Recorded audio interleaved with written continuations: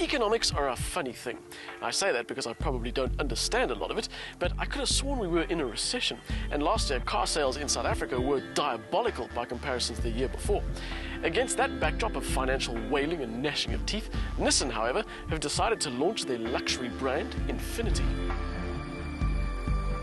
We've already sampled one of their models, the FX.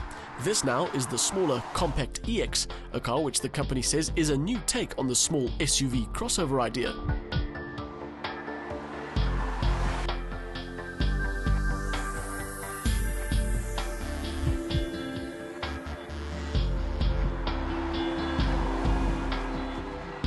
They say they've taken out all the boxiness that its competition loves so much and replaced it with, well, with that. It's a bunch of swirls and curves that make it look like a big soft American sedan. It's not pretty, and for this class of car it should have something bold about it, but it doesn't. About the only thing it's got going for it is a rear end that looks like a reworked Murano. Along with all the other things that a new brand brings to the market, styling should be one of the most obvious. In the case of the EX37, it may not be to our particular taste, but it certainly is different.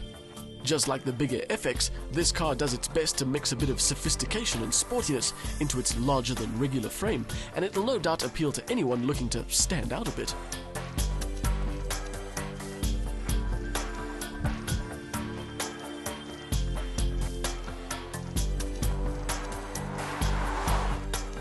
Unlike the looks, power is pretty run-of-the-mill.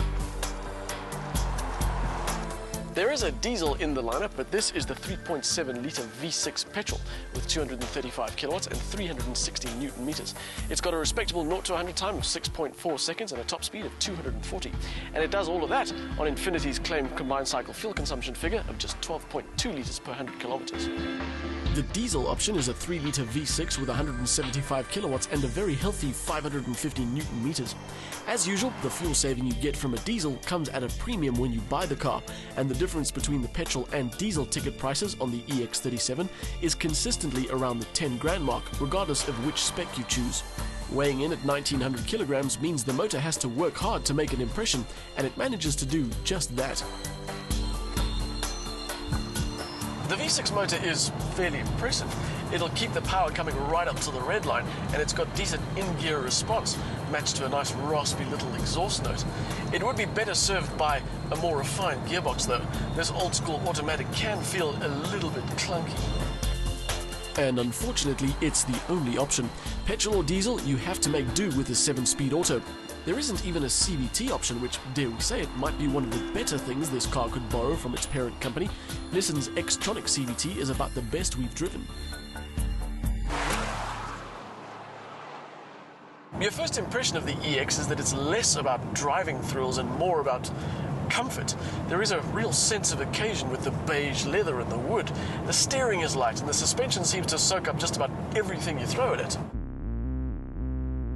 It may be a crossover in name and it may be fitted with an all-wheel drive setup, but in spirit, the EX feels as though it would far rather stay on tar than set foot on anything resembling a dirt road. That feeling is absolutely backed up by its interior.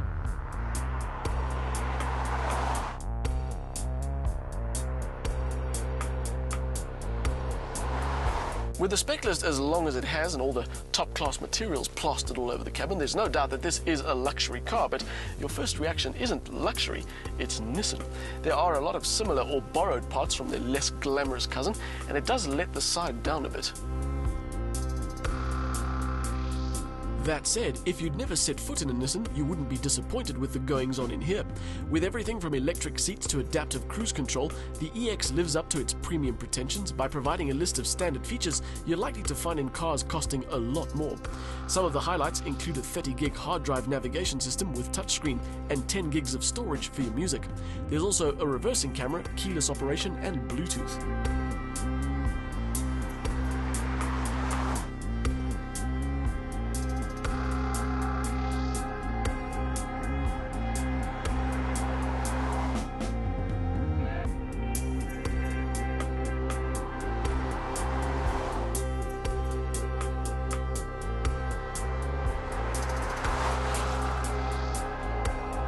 Launching a new brand anywhere isn't an easy thing, but it's made even more difficult in a country like ours because not only is there more than enough competition, but buyers generally have a brand loyalty bordering on fanaticism. Infiniti have chosen to go with a slow and steady approach rather than an all-out assault on the market. There'll be just one dealership each for Joburg and Pretoria, with Durban and Cape Town branches opening soon. All in all, they hope to have 10 dealerships across the country by 2014.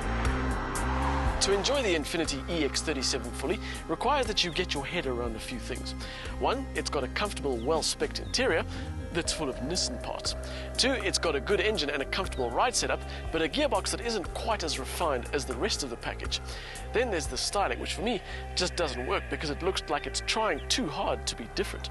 And finally, to be one of the first South Africans to be brave enough to step forward and be part of an unproven brand, you've got to part with 595,000 Rand.